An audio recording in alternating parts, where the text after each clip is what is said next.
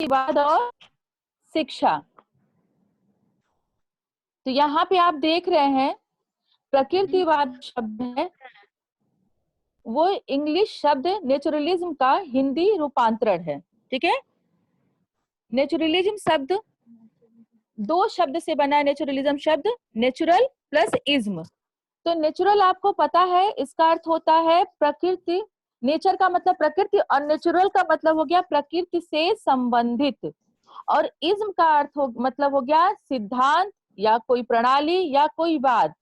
यानी तो नेचुरलिज्म का मतलब हो गया कि प्रकृति से संबंधित प्रणाली या प्रकृतिवाद। ठीक, तो जो प्रकृतिवाद विचारधारा है, दार्शनिक विचारधारा है, ये आपके सबसे ये भी आपकी पाश्चात्य विचारधारा है। तो प्रकृतिवादियों की जो विचारधारा है, इन्होंने प्रकृति को ही मूल तत्व माना है, इस नेचर को मूल तत्व माना है, और इसी को इस ब्रह्मांड का कर्ता और उपादान कारण माना है। जबकि आपने पिछली बार जब आदर्शवाद पढ़ा होगा तो उन्होंने ईश्वर की बात की है, ब्रह्म की बात की है कि ईश्वर इस ब्रह्मांड का निर्माता होता है। लेकिन प्रकृतिवाद ठीक इसके विरोध में, यानी जो प्रकृतिवाद है वो आदर्शवाद के विपरीत विचारधारा है। वो प्रकृतिवाद ईश्वर का खंडन करते हुए, ईश्वर के अस्तित्व को अस्वीकार करते हुए प्रकृति के अस्तित्व को स्वीकार करता है। इसके अनुसार कि यहाँ पे कह रहा है कि यह प्रकृति जो होता है, प्रकृतिवादी जो दार्शनिक है वो प्रकृति को इस ब्रह्मांड या इस संसार का कर्ता और उपादान कारण मानते हैं। यानी कि इस सृष्टि का जो निर्माण होता है वो इस प्रकृति के द्वारा ही होता है, और निर्माण करने में भी खुद प्रकृति होती है, प्रकृति ही करता है, और उससे जो बनता है वह भी प्रकृति है। जैसे आप मान लीजिए मकड़ी है, आपने देखा होगा कि मकड़ी अपने लार से जाला बनाती जाती है। ठीक है, तो यहाँ पर मकड़ी जो खुद है वो उस जाला बनाने के लिए खुद करता है, और जो बन रहा है, जो उस मकड़ी के लार से बन रहा है वो उपादान, वो भी मकड़ी के द्वारा ही बन रहा है। इसी तरह से ये पृथ्वी है, सॉरी ये प्रकृति, ये हम लोगों का सबका नेचर का निर्माण करती है, यानी कि करता है, और जो हम नेचर में जो चीजें बन रही हैं यह भी प्रकृति ही होती है। उपादान का मतलब यही हुआ कि जो चीज बन के तैयार हुआ, जैसे दूध से खोया, दूध से खोया बनना, दूध जो होगा वही करता होगा, उससे जो निमित्त खोआ बना, जो उपादान खोआ बना वो भी आपका दूध ही है। ठीक है, जैसे जल से वाष्प बनना, तो जल से वाष्प बना, तो जल करता है और वाष्प उसका उपादान कारण है। लेकिन जब वाष्प फिर से वापस आएगा तो क्या होगा, जब ठंडा होगा तो फिर अपने जल के रूप में आ जाएगा। तो इसीलिए ये प्रकृति को ही ब्रह्मांड का कर्ता और उपादान कारण बताते हैं या मानते हैं।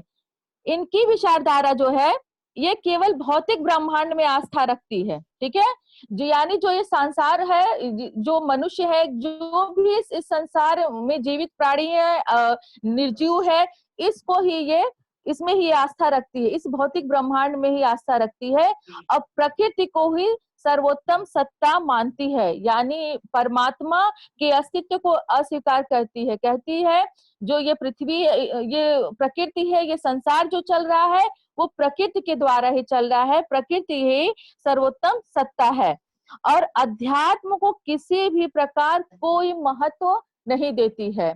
यानी प्रकृतिवाद में प्रकृति को महत्व दिया जाता है, आध्यात्मिकता को या अध्यात्म को कोई इंपॉर्टेंस नहीं है। अब हम आते हैं प्रकृतिवाद के अर्थ पर। तो यहाँ पर देखिए प्रकृतिवाद जो है, पहले ही हम बताए कि नेचर से बना हुआ है, तो प्रकृति शब्द तो इसमें है, उपयोग किया जाता है। तो भौतिक प्रकृति जिसे हम प्रकृति कहते हैं, दूसरा बालक की प्रकृति। तो जो भौतिक प्रकृति है यानी कि पेड़ पौधे, मनुष्य, जो भी बाहरी चीजें हैं वो हमारी नदी झरना समुद्र, ये सारा हमारा बाह्य प्रकृति है। और जो दूसरा है बालक की प्रकृति, वो है मूल प्रवृत्तियों एवं क्षमताएं, यानी जो मनुष्य के अंदर अपने अंदर की क्षमता होती, जो हमारी मूल प्रवृत्तियां होती हैं, जो हमारे अंदर के गुण होते हैं और जो हमारी क्षमताएं होती हैं, वो बालक की प्रकृति के रूप में लेते हैं। तो जो प्रकृतिवाद शब्द है दो अर्थों में प्रकृति, वृत्तियां, क्षमताएं। यहाँ तक सबको। अब हम इसकी परिभाषा पे आते हैं, ठीक है। आवाज क्लियर नहीं आ रही है? हेलो, अब आ रही बेटा?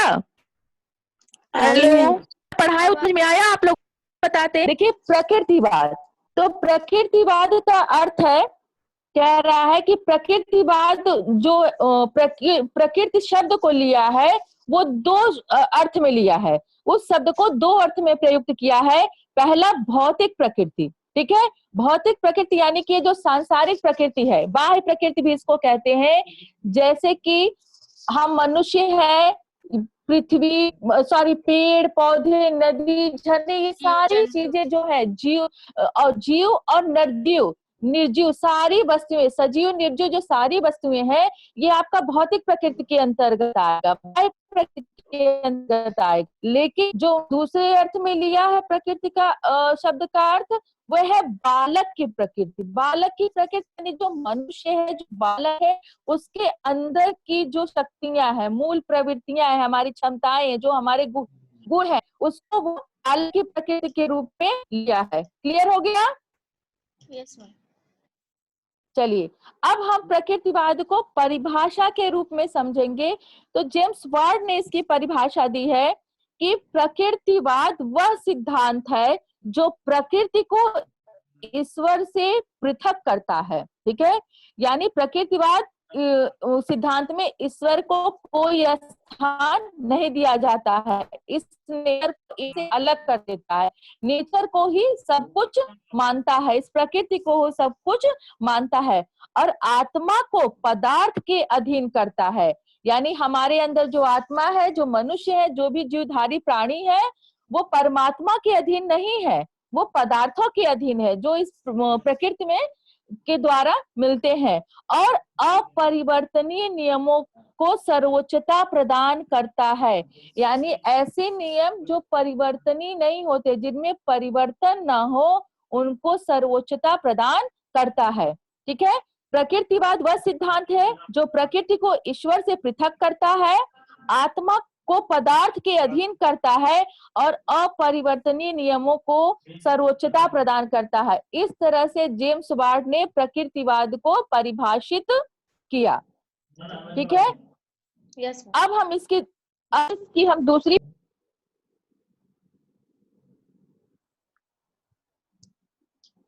क्लियर दिख रहा सबको ना? स्क्रीन पे दिख रहा सबको?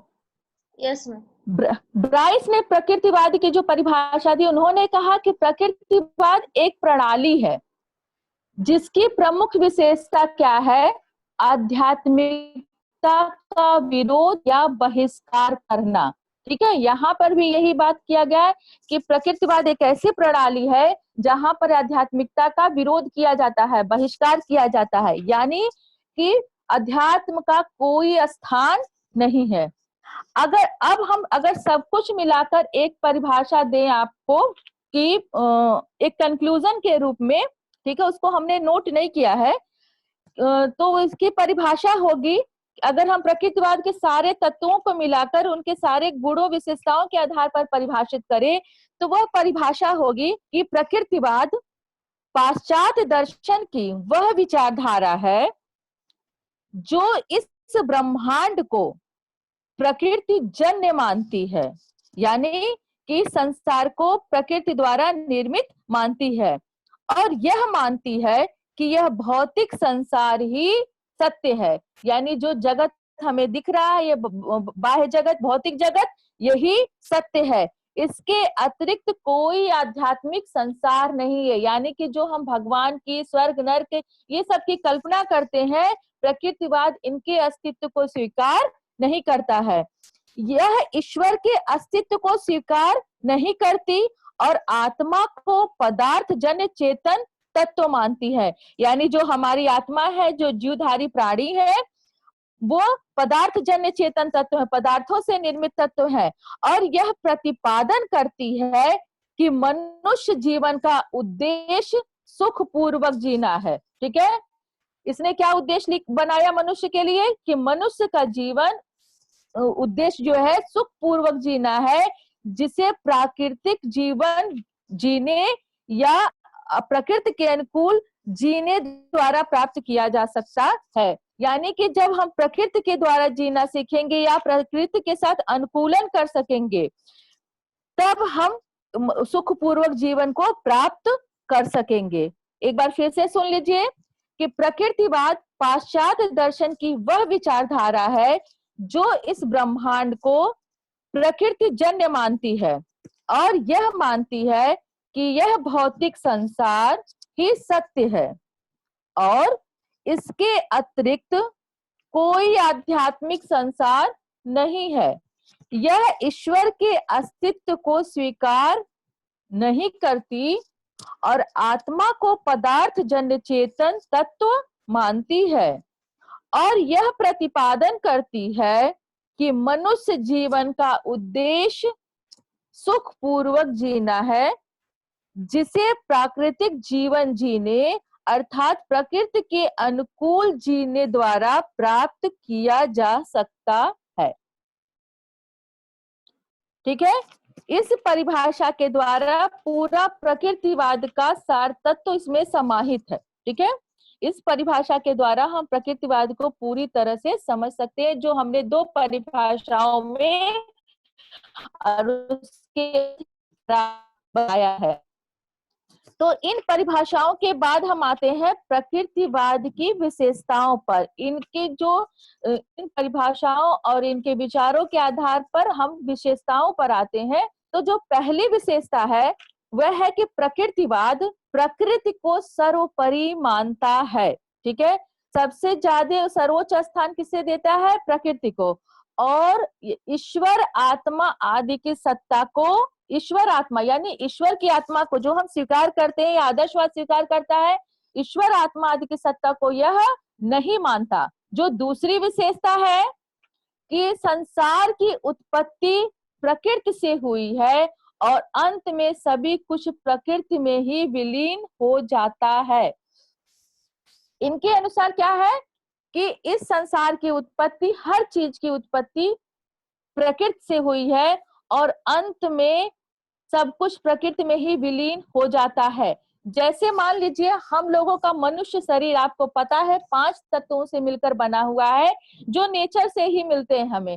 तो जब हमारी मृत्यु हो जाती है तो हमारा शरीर क्या होता है? जला दिया जाता है या कहीं पे दफना दिया जाता है। हर धर्म के अनुसार हमारा शरीर का अंत किया जाता है मरने के बाद। तो फिर क्या होता है? हमारा शरीर जो है इसी प्रकृति में विलीन हो जाता है।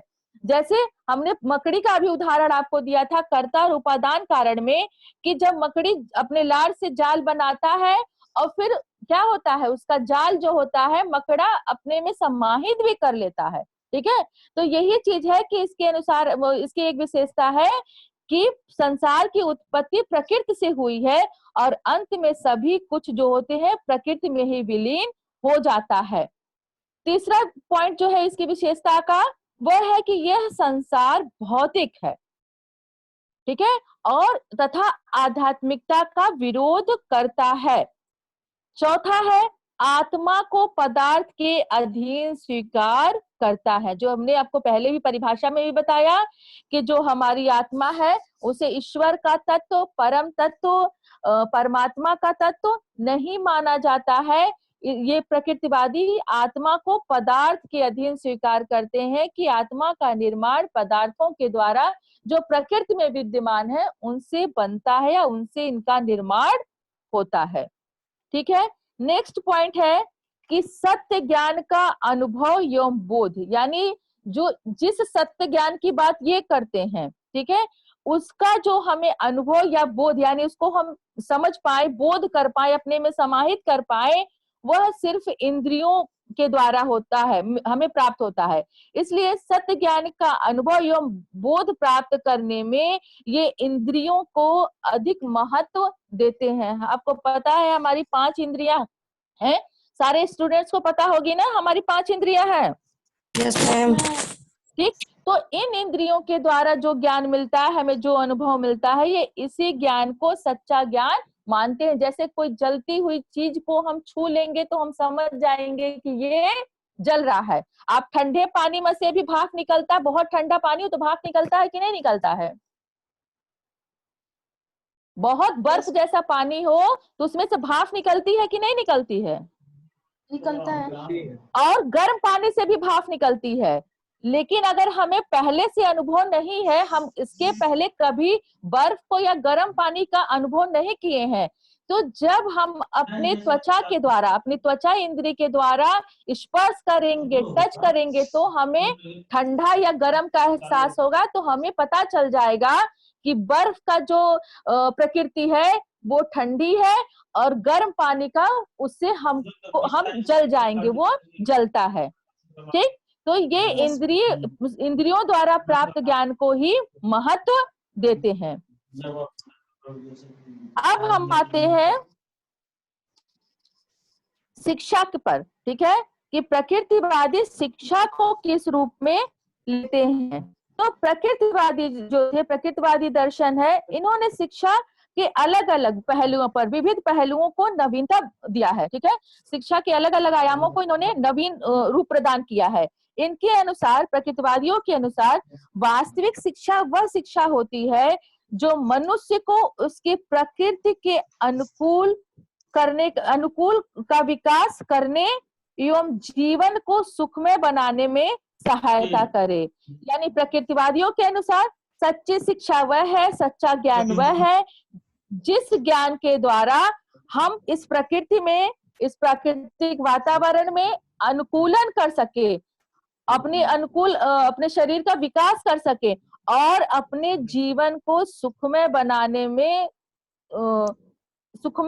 हमें सहायता मिले। तो शिक्षा ऐसी होनी चाहिए।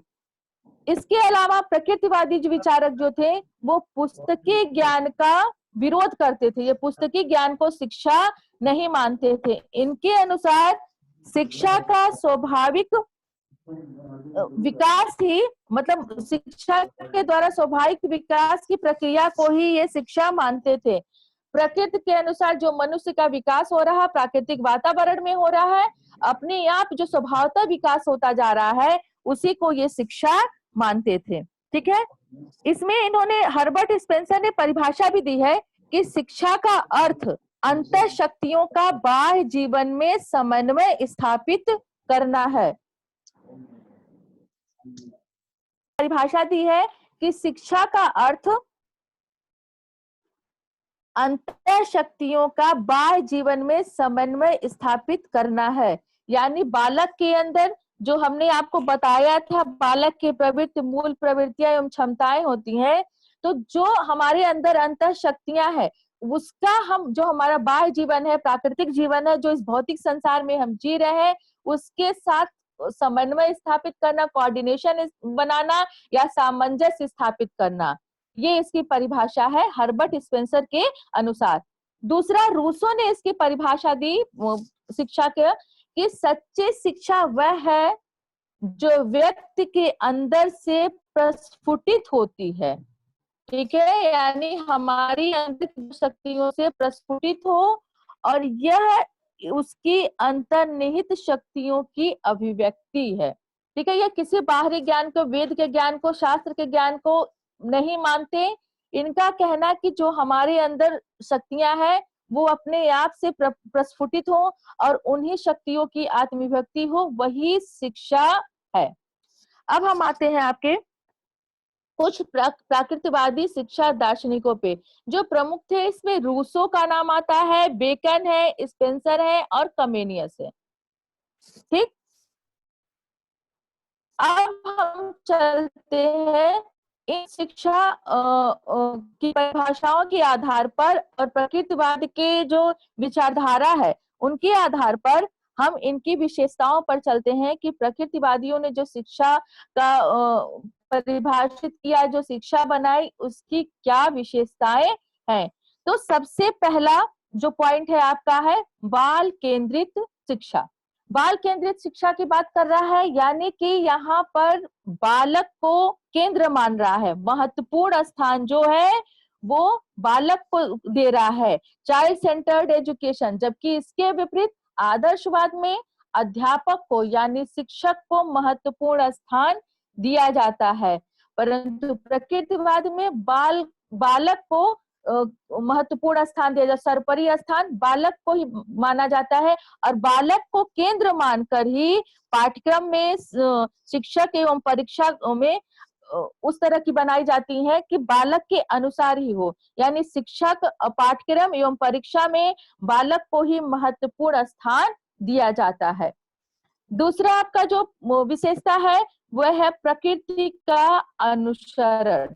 ठीक है, प्रकृतिवाद प्रकृति को ही महत्व देता है, तो यह प्रकृति के अनुसरण करने की बात करता है। कहता है प्रकृतिवाद में यह विचारधारा कमेनियस द्वारा दी गई थी।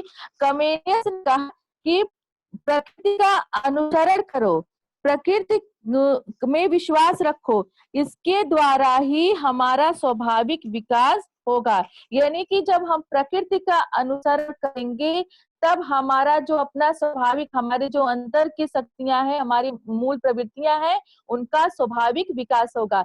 तो इनके अनुसार कि बालक को प्रकृति का अनुसरण करना चाहिए। तीसरी जो विशेषता है पुस्तकीय ज्ञान का विरोध।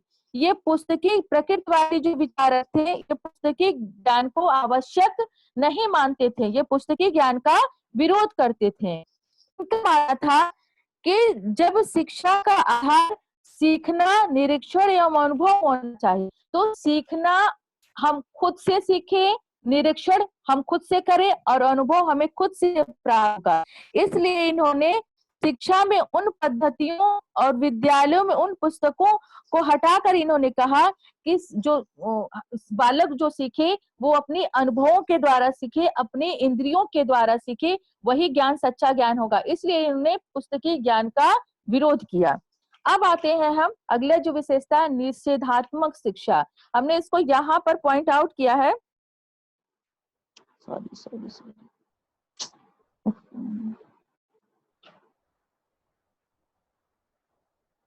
किया है निषेधात्मक शिक्षा। इसके निषेधात्मक शिक्षा रूसों के द्वारा दी गई। ठीक है, रूसों ने निषेधात्मक शिक्षा का के बारे में बताया कि यह विद्यालयी शिक्षा के विरुद्ध थे। इन्होंने कहा कि निषेधात्मक शिक्षा ही उपयुक्त है। निषेधात्मक मतलब जो है निषेध शब्द से बना है, यानी इनका कहना था कि जो प्रचलित व्यवहार है संसार में उसके विपरीत तुम कार्य करो, ठीक उसके उल्टा कार्य करो तो तुम हमेशा ठीक रहोगे। यानी जो परंपराएं चली आ रही हैं आप उसके अनुसार कार्य न करिए, उसका आप विरोध करिए और तब आप ठीक रहेंगे। रूसों का कहना है कि जो बालक होता है जब प्रकृति के द्वारा उसकी उत्पत्ति होती है तो वो पूरी तरह से शुद्ध होता है, लेकिन जब वह उसमें वो मनुष्य के हाथों में आता है या इस प्रकृति के द्वारा वह इस मनुष्य के द्वारा प्रकृति में जो मनुष्य प्रौढ़ हो जाते हैं या जो बड़े हो जाते हैं, जब उनके संपर्क में आता है तो वह दूषित होता चला जाता है। इनका कहना है कि बालक को आप सत्य या सद्गुण की शिक्षा मत दीजिए, बालक को ये बताइए कि वह असत्य और अवगुण से कैसे बचे, वह अपने मन को कैसे गलत चीजों से दूर रखे, गलत चीजों से बचने की शिक्षा मत दीजिए, आप यह बताइए कि वह गलत चीजों से कैसे दूर रहे। तो निषेधात्मक शिक्षा में इन्होंने जो परंपरागत शिक्षा प्रणाली चली आई है उसका विरोध किया है। उन्होंने कहा कि प्रचलित व्यवहार से ठीक आप उल्टा काम करो तो आप सदैव ठीक रहोगे। ठीक है, और कहा इन्होंने भी कहा कि बालक को बालक मानिए, बालक के जो उसकी गति है उसके हिसाब से उसका विकास होने दीजिए। बालक को आप प्रौढ़ मत मानिए कि प्रौढ़ मानकर आपको उसे उचित अनुचित सही गलत की का ज्ञान दीजिए। बालक को खुद सीखने दीजिए और अनुचित से गलत चीजों से उसे आप दूर रखिए। ठीक है, अब नेक्स्ट पॉइंट आपका चलते हैं।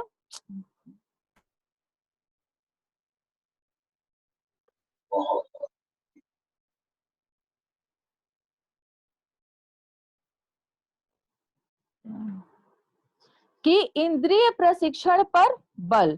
ठीक है, इंद्रिय प्रशिक्षण पर बल। इन्होंने क्या कहा कि जो ज्ञान प्राप्त किया जाता है इंद्रियों के द्वारा वही ज्ञान सच्चा होता है। यानी कि जो हम अनुभव के द्वारा अपने इंद्रियों का, चाहे वो कान से सुने, चाहे हम आंख से देखें, चाहे हम त्वचा से महसूस करें, चाहे जीभा से टेस्ट करें, वही ज्ञान सच्चा ज्ञान होता है। इसलिए इन्होंने कहा कि हमें ऐसी शिक्षा देनी चाहिए, ऐसी शिक्षा हो जो हमारे इंद्रियों के विकास, इंद्रियों का विकास कर सके, यानी हमारे इंद्रियों को प्रशिक्षित कर सके। अब हम आते हैं अगला इसकी जो विशेषता है वो मनोवैज्ञानिक सिद्धांतों पर आधारित शिक्षा। मनोवैज्ञानिक सिद्धांतों की बात प्रकृतिवाद की इसी विचारधारा की वजह से आज बाल मनोविज्ञान है का प्रयोग किया जाने लगा है। इसमें मनोवैज्ञानिक सिद्धांत ये होते हैं कि हम बालक की रुचि, बालक की बौद्धिक स्तर, बालक की आवश्यकता, बालक के व्यक्तित्व को समझे और उसके अनुसार शिक्षा दे। क्योंकि हर बालक जो होते हैं, सभी बालक प्रकृतिवादियों के अनुसार सभी बालक एक समान नहीं होते हैं। इसलिए बालकों की रुचि, उनकी ज्ञान, उनकी आवश्यकता एवं बौद्धिक स्तर के अनुसार उनको शिक्षा दे। अगला विशेषता जो है इनका वो है बालक की स्वतंत्रता। प्रकृतिवादी विचारधारा बालक की स्वतंत्रता की बात करता है। ये कहता है कि बालक को ज्ञान प्राप्त करने के लिए इस प्रकृति में स्वतंत्र छोड़ देना चाहिए। उसे टाइम टेबल यानी समय सारणी, विद्यालय, शिक्षण विधियां, इन सब के बंधन से नहीं चाहिए। सीख के लिए इस प्रकृति में स्वतंत्र छोड़ देना चाहिए। अगला है आपका प्रगतिशीलता। प्रकृतिवादी शिक्षा का एक विशेषता यह भी है कि प्रगतिशीलता। इनके अनुसार, प्रकृतिवादी विचारधारा के अनुसार, जिस प्रकार जब बालक बढ़ता जाता है तो उसकी शारीरिक आयु के साथ साथ उनकी शिक्षा में भी धीरे धीरे प्रगति करनी चाहिए। प्रारंभ से ही उनके ऊपर शिक्षा का बोझ नहीं डालना चाहिए। यानी कि जब जैसे जैसे उनका शारीरिक विकास हो, शारीरिक विकास के साथ साथ उनका उसी हिसाब से मानसिक विकास होगा, उनकी बौद्धिक क्षमता विकसित होगी, तो उसी के हिसाब से धीरे धीरे विषयों को बढ़ाया जाए। अगला है और लास्ट पॉइंट विशेषता है सह शिक्षा पर बल। यानी सह शिक्षा का मतलब है कि बालक एवं बालिकाओं को एक साथ शिक्षा दी जाए। प्रकृतिवादी बालक बालिकाओं के अलग अलग शिक्षा पर बल नहीं देता। इसका कहना है कि अगर हम बालक बालिकाओं को अलग अलग शिक्षा देते हैं तो उसमें बालक बालिकाओं में विभेदीकरण की भावना उत्पन्न होती है कि वो एक दूसरे से अलग समझने लगते हैं। इसलिए उनको एक समान स्थान देना चाहिए, एक समझना चाहिए और बालक बालिकाओं को एक साथ शिक्षा देनी चाहिए। ये थी आपकी प्रकृतिवादी की शिक्षा की विशेषताएं। अगर इसमें कोई पॉइंट आप लोगों को समझ में नहीं आया हो तो आप पूछ सकते हैं, फिर हम आगे बढ़ें। क्लियर है बेटा सबको?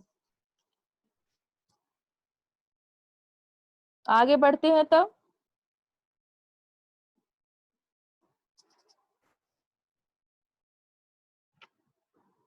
ठीक है, अब हम आते हैं प्रकृतिवादियों के शिक्षा के उद्देश्य पर। ठीक है, इन्होंने शिक्षा का उद्देश्य कैसे रखा, इनका शिक्षा का उद्देश्य क्या था?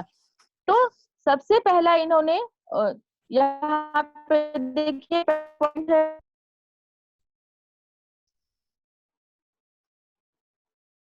उदात्तीकरण और उदात्तीकरण। ठीक है, जो इनके शिक्षा का पहला उद्देश्य है वह है मूल प्रवृत्तियों का मार्गांतीकरण और उदात्तीकरण। यानी जो प्रकृतिवादी थे, प्रकृतिवाद जो था उसमें यंत्रवादी भी प्रकृतिवादी थे। इन्होंने कहा कि मनुष्य के अंदर जो होता है, मनोविज्ञान का इन्होंने कहा था कि मनुष्य के अंदर कुछ मूल प्रवृत्तियां होती हैं या इनकी अपनी सहज क्रियाएं लेकर बालक जन्म लेता है। और जब यह जो बालक है वो अपनी मूल प्रवृत्तियों या कुछ सहज क्रियाओं को लेकर जन्म लिया तो जब ये बाह्य वातावरण के संपर्क में आता है तो इन क्रियाओं के द्वारा कुछ और क्रियाओं का निर्माण होता है। तो इनके अनुसार है कि शिक्षा का ऐसा उद्देश्य होना चाहिए कि हम इन मूल प्रवृत्तियों को सही दिशा में मार्गांतरीकरण कर सही दिशा में ले जाए और उन मूल प्रवृत्तियों का विकास करे, उदात्तीकरण करे, जिससे वो हमारे अंदर से वो शक्तियां बाहर आए और हमें शिक्षा प्राप्त हो या हमें सच्चा ज्ञान प्राप्त हो। दूसरा आपका है जीवन संघर्ष के लिए शक्ति। ये है आपका जीवन संघर्ष के लिए शक्ति एवं योग्यता का विकास करना। इनके अनुसार प्रत्येक प्राणी, जो इस संसार का प्राणी है, हर प्राणी के अंदर जीने की इच्छा होती है और वह जीने के लिए अपने वातावरण से सदैव संघर्ष करता है या हमें अपने जीवन जीने के लिए इस वातावरण से संघर्ष करना पड़ता है। इसलिए इनका कहना कि हमें ऐसी शिक्षा दी जाए जिसके द्वारा हमारे अंदर शक्ति योग्यता विकसित हो सके, जिससे कि हम जीवन जो हमारे जीवन संघर्ष आए करके हमारे अंदर जीवन के संघर्ष के लिए समर्थ, जीवन से संघर्ष करने के लिए समर्थ हो। हमें ऐसी शिक्षा दी जाए कि हम अपने जीवन जीने के लिए इस प्राकृतिक वातावरण में अनुकूलन करने की क्षमता हो जाए। अगला आपका है मनुष्य को पर्यावरण के अनुकूल बनाना। ठीक है, इसमें फ्रांस के दार्शनिक लैमार्क डार्विन के उपरोक्त लैमार्क डार्विन के सिद्धांतों को लागू किया गया है। इनके अनुसार जो प्रत्येक जीवित प्राणी होता है वो अपने आप को अपनी परिस्थितियों के अनुकूल बनाने की शक्ति होती है। यानी कि जिस तरह का वातावरण होगा, जहाँ ठंडा प्रदेश है, आप देखिए वहां के जो जानवर होते हैं उनकी स्किन जो होती है, चमड़ी, वो मोटी होती है। तो जहाँ ज्यादा गर्मी पड़ती है उस हिसाब से आदमी अपने आप को अनुकूल कर लेता है, जहाँ पे ज्यादा ठंड पड़ती है उसका शरीर उस वातावरण के हिसाब से अनुकूल हो जाता है। तो इसमें यही है कि मनुष्य जो होता है अपने पर्यावरण के अनुकूल हो। तो हमें ऐसी शिक्षा देनी चाहिए, उस शिक्षा से हमारे अंदर ऐसी शक्ति आए जिससे कि जिस तरह का हमारा वातावरण हो, जिस तरह की हमारी परिस्थिति हो, उसके हम अनुकूल हो सके और अपने जीवन की रक्षा करने में हम सफल हो सके। नेक्स्ट पॉइंट है मनुष्य को प्राकृतिक जीवन जीने योग्य बनाना। ठीक है, ये रूसो ने इसका प्रतिपादन किया। इनके अनुसार कि हमारी शिक्षा का उद्देश्य क्या होना चाहिए, जिससे ऐसी शिक्षा दी जाए कि बालक प्राकृतिक जीवन जीने के योग्य बन सके।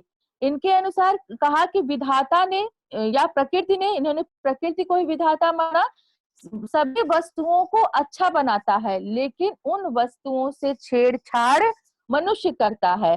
और जब मनुष्य उन वस्तुओं से, नेचर की चीजों से छेड़छाड़ करता है तो वो वस्तुएं क्या हो जाती हैं, दूषित हो जाती हैं या खराब हो जाती हैं। इसीलिए इन्होंने कहा कि बालक को इस मनुष्य के दूषित वातावरण से दूर रखा जाए, उसे प्राकृतिक वातावरण में रखा जाए, जिससे उनके स्वयं की प्रकृति के अनुसार, जो उस बालक की प्रकृति है, जो उस बालक की क्षमता है, उसके अनुसार उसका स्वतंत्र विकास हो सके। ठीक है, तो जो एक उद्देश्य इनका है कि मनुष्य को प्राकृतिक जीवन जीने के योग्य बनाना। अगला आपका है पूर्ण जीवन की तैयारी। ठीक है, ये पॉइंट है आपका पूर्ण जीवन जीने की तैयारी। इसमें हर्बर्ट स्पेंसर ने के अनुसार इन्होंने अपने इस उद्देश्य को कुछ व्यापक दृष्टिकोण, इनका ये दृष्टिकोण जो था कुछ बड़ा था, कुछ व्यापक था। इसमें इन्होंने कुछ चीजों को जोड़ा। इनके अनुसार मनुष्य जीवन जिएगा, उसमें जीवन जीने की इच्छा होती है, लेकिन जीवन जीने के साथ साथ हर्बर्ट स्पेंसर ने मनुष्य को उसकी सामाजिक एवं राजनैतिक क्रियाओं पर भी दिया। शिक्षा के द्वारा सिर्फ मनुष्य का जीवन जीने के लिए संघर्ष न करे, इसके अलावा वह आत्मरक्षा करने, जीविकोपार्जन करने, अपनी संतान की रक्षा करने, सामाजिक एवं राजनैतिक क्रियाओं को सुचारू रूप से भाग लेने और अवकाश के समय में सदुपयोग करने में करना चाहिए। यानी सिर्फ ऐसी शिक्षा कि सिर्फ मूल प्रवृत्तियों का मार्गान्वेषण बस जीवन संघर्ष के लिए या सिर्फ वह पर्यावरण के अनुकूल बन सके। इनका कहना था कि हम जो हमारा जीवन है, जैसे वो सामाजिक जीवन है, हमारा शादीशुदा जीवन है, राजनीतिक जीवन है। हेलो, अब आ रही है? हाँ, अब आ रही है। तो यही वाला पॉइंट फिर से कर एक्सप्लेन ना। हाँ मैम। मनुष्य, ठीक है। तो जो पूर्ण जीवन की तैयारी की बात है, ये हर्बर्ट स्पेंसर ने कहा। इन्होंने अपने दृष्टिकोण में कुछ व्यापकता लाई। इनके अनुसार कि इन्होंने अपने जीवन जीने की इच्छा के साथ साथ सामाजिक एवं राजनीतिक क्रियाओं को भी महत्व दिया। तो इनसे जो पूर्ण जीवन है, जन्म से लेके मृत्यु तक को इन्होंने समाज किया कि इसमें मनुष्य क्या होगा, जीवन में भी करेगा, जीविकोपार्जन भी करेगा अपने जीवन को चलाने के लिए, और की भी रक्षा करेगा। इसके अलावा सामाजिक कार्यों में भी भाग लेगा और राजनीतिक कार्यों में भी बाल्यकाल से लेकर किशोरावस्था, प्रौढ़ावस्था, वृद्धावस्था, वहां तक की बात करता है कि जब हम जन्म से लेकर संपूर्ण जीवन जिएंगे। इसलिए इसमें हर्बर्ट स्पेंसर ने अपने इस दृष्टिकोण में कुछ व्यापकता लाई। इन्होंने कहा कि ऐसे शिक्षा होने चाहिए जो सिर्फ मनुष्य को जीने की इच्छा नहीं, जीने की इच्छा के साथ साथ उसकी सामाजिक एवं राजनैतिक क्रियाओं को भी महत्व दे। यानी मनुष्य को ऐसी शिक्षा दी जाए जिसके द्वारा मनुष्य को अपनी रक्षा करने में, जीविकोपार्जन करने, अपनी संतान की रक्षा करने, सामाजिक क्रियाओं एवं राजनैतिक क्रियाओं में सुचारू रूप से भाग लेने और अवकाश के समय, जब हमारे पास खाली समय हो तो उसका हम सदुपयोग करने में दक्ष हो, हमें दक्ष बनाए। यही पूर्ण जीवन की तैयारी है। ठीक है, अब हम आते हैं नेक्स्ट पॉइंट, जो है आपका वो है जातीय गुणों का विकास। ठीक है, जॉर्ज बर्नार्ड शॉ, ये दार्शनिक थे, शिक्षा विचारक थे, जॉर्ज बर्नार्ड शॉ। इन्होंने जातीय अनुभवों पर विश्वास रखा और कहा कि शिक्षा द्वारा मनुष्य को अपने जातीय अनुभवों से परिचित कराकर, यानी जो हमारे जातिगत गुण है, जातिगत गुण जो यानी जो मनुष्य का गुण है, ठीक है, उन गुणों से परिचित कराकर हमें उन्हें विकास के मार्ग पर लगाना चाहिए। यानी कि ऐसी शिक्षा हो जो हमें जातीय अनुभव से परिचित कराए, मनुष्य के गुणों से परिचित कराए, मनुष्यों के अनुभवों से परिचित कराए और हमें विकास के मार्ग पर ले जाइए। यानी तो इनके अनुसार शिक्षा का एक उद्देश्य ये हुआ कि जातीय अनुभवों की सुरक्षा करना और उनका हस्तांतरण होना चाहिए, उनका ट्रांसफर होते रहना चाहिए। फिर अब आते हैं हम लास्ट पॉइंट पर, व्यक्ति का वैयक्तिक विकास। ठीक है, तो प्रकृतिवादी जो थे ये मनुष्य की मूल शक्तियों, मूल प्रवृत्तियों, रुचि, रुझान और योग्यताओं में विश्वास करते थे। ठीक है, और इनका मानना था कि सभी मनुष्य एक समान नहीं होते हैं। ठीक है, वैयक्तिक का मतलब इंडिविजुअल है बेटा। ठीक है, इनका मानना था कि सभी मनुष्य एक समान नहीं होते हैं, इसलिए हर मनुष्य के का वैयक्तिक या इंडिविजुअली विकास पर ध्यान देना चाहिए। तो जिस मनुष्य की या जिस बालक की जैसी मूल शक्ति हो, जैसी उसकी प्रवृत्ति हो, जैसा उसका रुचि हो, जैसी उसकी योग्यता हो, जैसा उसका रुझान हो, उसके अनुसार ही उसकी शिक्षा दी जानी चाहिए। यानी प्रकृतिवादी की एक शिक्षा का उद्देश्य है कि इंडिविजुअली डेवलपमेंट पर या वैयक्तिक पर या व्यक्तिक विकास पर बल देता है। क्लियर है इतना सबको? Yes ma'am. ठीक है, अब हम आते हैं पाठ्यक्रम पर। ठीक है, पाठ्यक्रम पाठ्यक्रम जो हमारा होता है, जो हमारा शिक्षा का उद्देश्य होगा, उसी के अनुसार हमारे पाठ्यक्रम का निर्माण होता है। ठीक है, तो जब हम पाठ्यक्रम की बात करते हैं तो आपको पता है कि प्रकृतिवादी, हमने पहले भी बताया कि विद्यार्थी को क्या मानते हैं, ये विद्यार्थी को ही केंद्र मानते हैं, शिक्षा का आधार मानते हैं। तो जब बालक ही केंद्र होगा शिक्षा का, पाठ्यक्रम बनाने का जो आधार होगा वो क्या होगा, बालक ही होगा। यानी बालक के आधार पर ही शिक्षा, या शिक्षार्थी के आधार पर या विद्यार्थी के आधार पर ही शिक्षा बनाई जाएगी। तो जो पाठ्यक्रम की रूपरेखा होगी वो बालक की योग्यता के अनुसार, बालक की मूल प्रवृत्तियों के अनुसार, उनकी व्यक्तिक भिन्नताओं के अनुसार, उनके इंडिविजुअल डिफरेंसेस के अनुसार, उनके इंटरेस्ट के अनुसार, उनका स्वाभाविक क्रियाओं के अनुसार ही पाठ्यक्रम का निर्माण किया है प्रकृतिवादियों ने। तो सभी अलग अलग प्रकृतिवादियों ने, अलग अलग विचारकों ने अलग अलग तरह से पाठ्यक्रम का निर्माण किया। लेकिन जो प्रकृतिवाद में पाठ्यक्रम को, जिस पाठ्यक्रम को महत्व दिया जाता है, वो आपके हर्बर्ट स्पेंसर है। इन्होंने जब, जैसे अभी पूर्ण जीवन की तैयारी, इन्होंने संपूर्ण जीवन को ही माना, और उसके लिए ऐसा शिक्षा माना कि ऐसी शिक्षा जो हमें पूर्ण जीवन के लिए तैयार करे। तो इन्होंने एक व्यापक और विस्तृत पाठ्यक्रम का निर्माण किया। यहाँ पर लिखा हुआ है, देखिए, तो जो सबसे पहला है ये है शिक्षा संबंधी गुणों के लिए। हर्बर्ट स्पेंसर का मानना है कि हमें ऐसी पाठचर्या चाहिए या ऐसा पाठ्यक्रम हो जो सबसे पहले उसमें ऐसे विशेष हो जो हमें आत्मरक्षा संबंधी गुणों का विकास कर, यानी कि हम खुद की रक्षा कर सके। इसके लिए उन्होंने शरीर विज्ञान, स्वास्थ्य विज्ञान, सैन्य विज्ञान एवं व्यायाम आदि की शिक्षा या शरीर विज्ञान, स्वास्थ्य विज्ञान और व्यायाम के द्वारा हम अपने शरीर को स्वस्थ रखेंगे, निरोग रखेंगे। और सैन्य विज्ञान की शिक्षा से अगर कोई दूसरा हमारे ऊपर आक्रमण करता है तो उससे हम रक्षा करेंगे। तो जो इसमें पहला पाठ्यक्रम का जो इन्होंने उद्देश्य रखा वह है आत्मरक्षा संबंधी गुणों के विकास के लिए। ठीक है, अब आपका जो दूसरा है वह है जीविकोपार्जन संबंधी गुणों के विकास के लिए। यानी पाठ्यक्रम में ऐसे विषयों को भी शामिल किया जाए जो हमें जीविकोपार्जन यानी अपने जीवन चलाने के लिए, हम अपने जीवन को चलाने के लिए शिक्षित हो सके या ऐसे गुणों को विकसित हो सके ताकि जिससे हम अपना जीवन चला सके।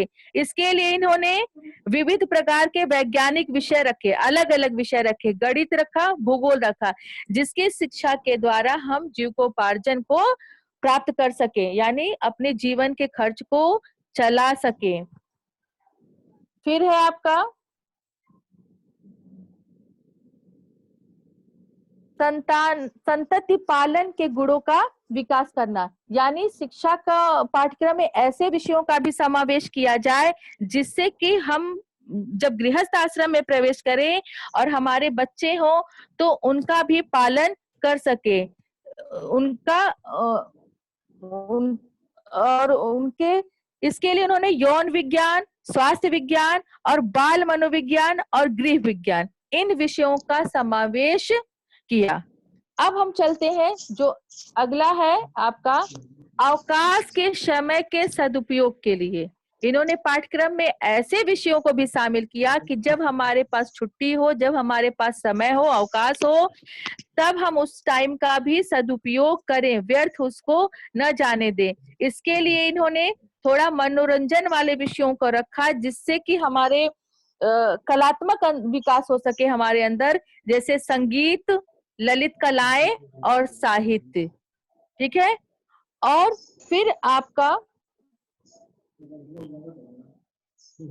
अगला पॉइंट है इनके पाठ्यक्रम में कि ऐसे विषयों को शामिल किया जाए जो हमारे सामाजिक एवं राजनैतिक संबंधों के निर्वहन के लिए हम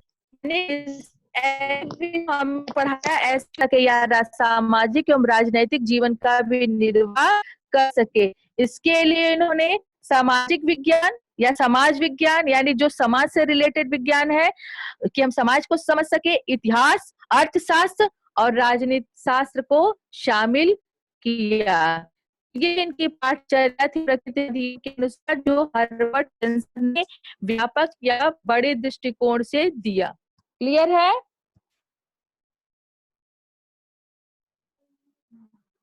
हैं शिक्षण विधि पर, ठीक है, कि प्रकृतिवादियों की शिक्षण विधि क्या थी। तो इन्होंने स्व अधिगम विधि, स्व अधिगम, ठीक है, जो पहली शिक्षण विधि थी, इन्होंने स्व अधिगम विधि बताई कि स्व अधिगम में स्व मतलब खुद, अधिगम मतलब सीखना, यानी खुद से सीखना।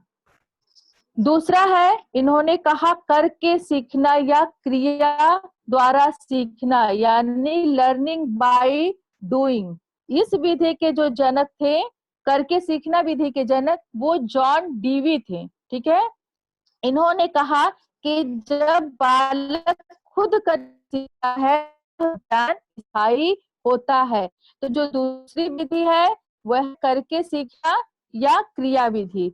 तीसरी विधि है खेल विधि, ठीक है, कि बच्चों को या बालक को खेल खेल के द्वारा सिखाना।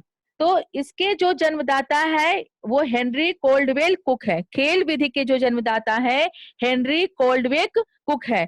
इनके अनुसार खेल के द्वारा बच्चों को शिक्षा दी जानी चाहिए। जो आजकल आपका प्लेवे चलता है, ठीक है, प्राइमरी कक्षा में जाने से पहले, कि बालक को खेल खेल में सिखाया जाए, क्योंकि खेल द्वारा सीखा ज्ञान स्थायी होता है।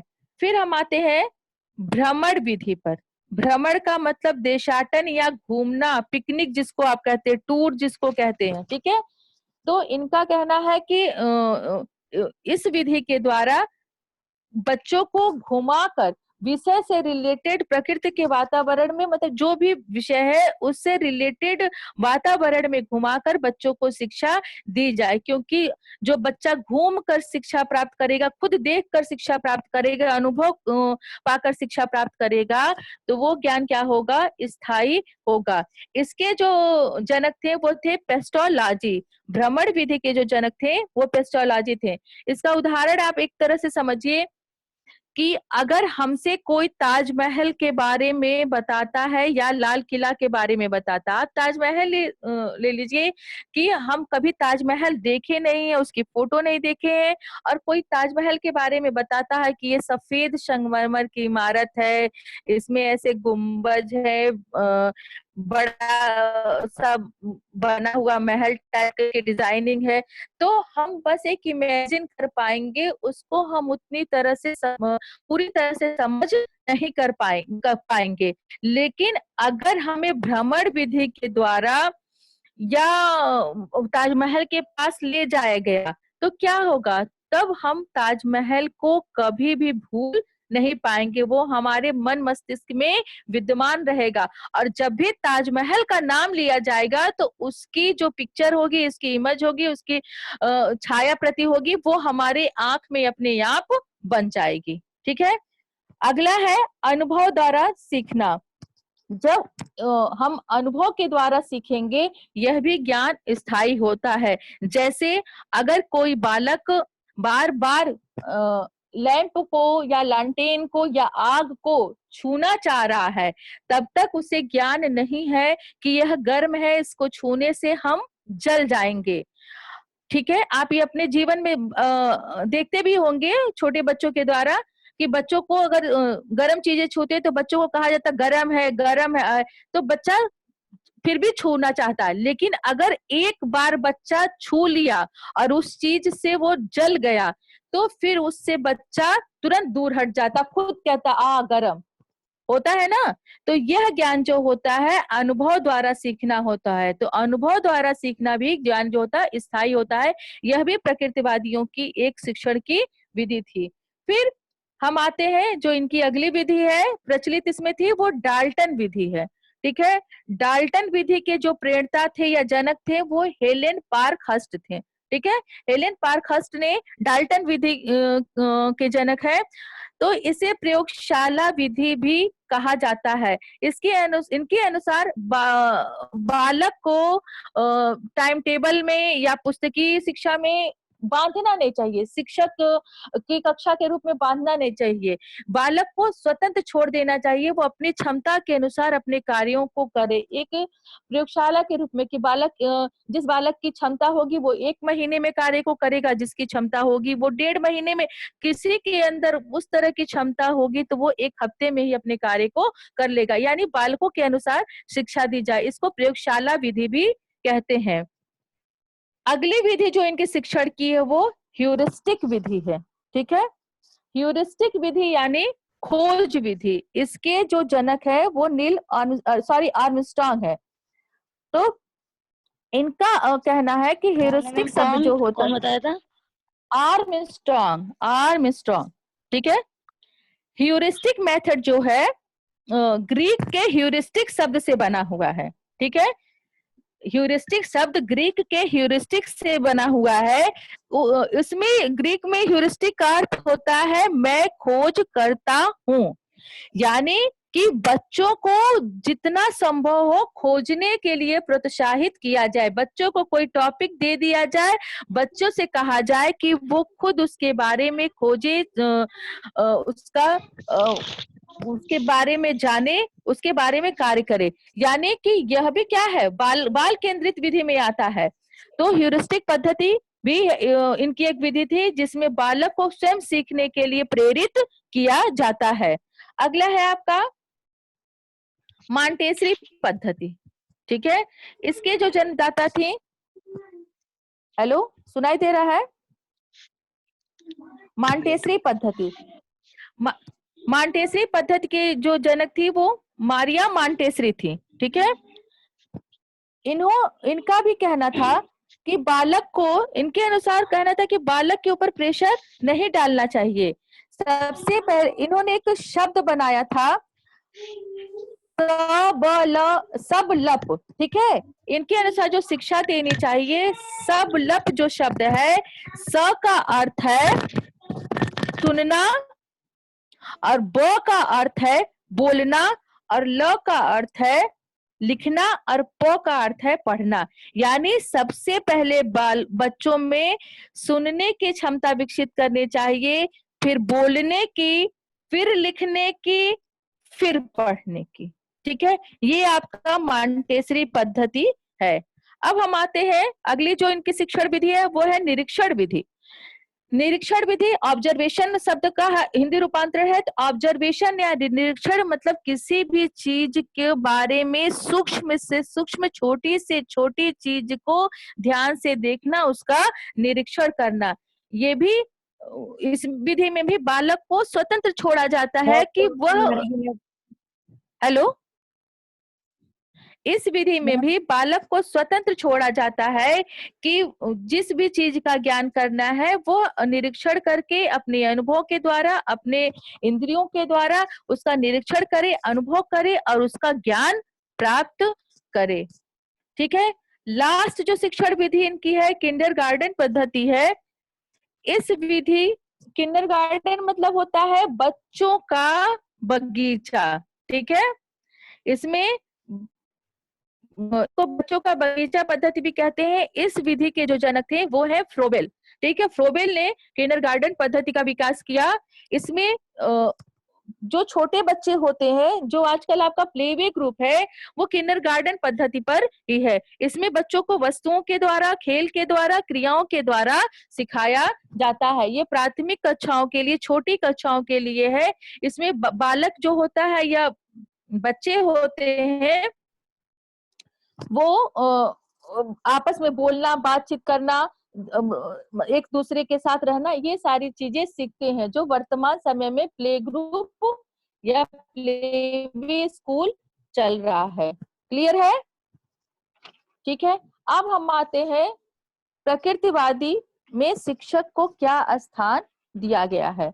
तो आपको पहले भी बताया जा चुका है कि प्रकृतिवाद शिक्षक को महत्व नहीं देता, ये चाइल्ड सेंटर्ड होता है, बालक को केंद्रीय स्थान देता है, बालक को महत्व देता है। इनके अनुसार जो शिक्षक होता है वह निरीक्षणकर्ता, पथ प्रदर्शक या बाल प्रकृति ज्ञान, भ्रमणकर्ता तथा प्रायोगिक ज्ञान से भिन्न होता है। ठीक है, शिक्षक जो हमने सारी विधियां आपको बताया है, देखिए स्व अधिगम विधि, करके सीखना विधि, खेल विधि, भ्रमण विधि, अनुभव द्वारा सीखना, डाल्टन पद्धति, ह्यूरिस्टिक पद्धति, माहेश्वरी पद्धति, निरीक्षण पद्धति, किंडरगार्टन पद्धति, ये सारी पद्धतियों में क्या है, बच्चे को महत्व दिया गया और ज्यादा से ज्यादा बच्चा खुद सीख रहा है। तो यहाँ पर क्या हुआ, शिक्षक का स्थान गौड़ हो गया है। ठीक है, शिक्षक सिर्फ आपको मार्ग देगा, रास्ता बताएगा जिसके द्वारा आप खुद सीखेंगे। ठीक है, इनके अनुसार जो प्रकृति है, रूसो जो प्रकृतिवादी थे, इन्होंने कहा कि यह प्रकृति ही शिक्षक है। और फिर लेकिन कुछ दार्शनिकों ने इनकी इस बात को स्वीकार नहीं किया। इन्होंने कहा कि हमें ऐसा शिक्षक चाहिए जो कि इनको मार्गदर्शन दे, लेकिन इन्होंने खुद के सीखने पर बल दिया और बालक को महत्व दिया, शिक्षक को कोई महत्व नहीं दिया। इसके बाद हम आते हैं शिक्षार्थी को। या पहले ही जान चुके हैं कि प्रकृतिवादी शिक्षार्थी को या बालक को ही शिक्षा का केंद्र मानते थे।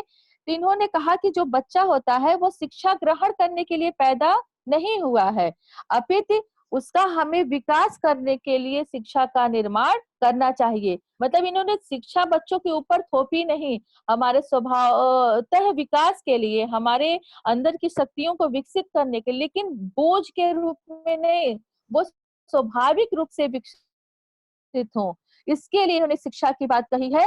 और इनका मानना है कि सभी बच्चे समान नहीं होते हैं, ये हम आपको पहले भी बताए। और जो छोटे बच्चे होते हैं वो प्रौढ़ नहीं होते हैं। इनके अनुसार बालक को बालक समझा जाए, उन्हें बड़ा न समझा जाए, और बचपन से ही उन्हें प्रौढ़ सा ज्ञान न दिया जाए, बड़ों जैसा ज्ञान न दिया जाए।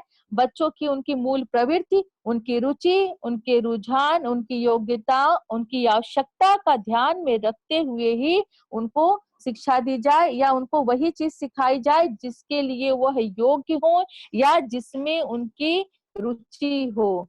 माँ बाप या किसी के द्वारा बच्चों को फोर्स न किया जाए। ठीक है, तो शिक्षार्थी के अनुसार या बालक के अनुसार ही शिक्षा दी जाए। अब हम आते हैं अनुशासन पर। ठीक है, प्रकृतिवादी भी दमनात्मक अनुशासन का विरोध करता है। यह किसका फेवर करता है, किसका पक्ष लेता है, मुक्त्यात्मक अनुशासन का। मुक्त मतलब खुला छोड़ दो, मुक्त कर दो। ठीक है, ये कहता है कि बच्चे को किसी बंधन में, किसी अनुशासन में दबाकर मत रखो, उसे खुला प्रकृति की गोद में छोड़ दो, वह वहां खुद ही सीख जाएगा और उसके द्वारा प्रकृति स्व से वह खुद शासित होकर अनुशासित हो जाएगा। अगर वह गलत कार्य करेगा, प्रकृतिवादियों का विचार था कि अगर वह गलत कार्य करेगा तो प्रकृति उसे खुद दंड देगी। ठीक है, और इनके अनुसार बालक के ऊपर किसी भी तरह का बर्डन न डाला जाए, किसी तरह का कठोर दंड न दिया जाए, उन्हें स्वतंत्र रूप से इस प्रकृति में विचरण करने के लिए दिया जाए, और जिससे कि बालक प्रकृति के गुणों को सीखे। और शिक्षक के द्वारा कोई शिक्षक को थोपा नहीं गया इनके ऊपर, ताकि जिससे ये शिक्षक के सभी अच्छे बुरे गुणों को न ग्रहण करे, ये खुद उस प्रकृति से सीखे, और प्रकृति गलत कार्य करने पर प्रकृति इन्हें खुद दंडित करे। यानी कि ये प्राकृतिक दंड व्यवस्था में विश्वास रखते हैं। क्लियर है? अब हम आते हैं, आपका लास्ट पॉइंट है विद्यालय। ठीक है, ये विद्यालय को बताते हैं कि ऐसा विद्यालय हो जो नेचर या प्रकृति के अनुकूल होना चाहिए।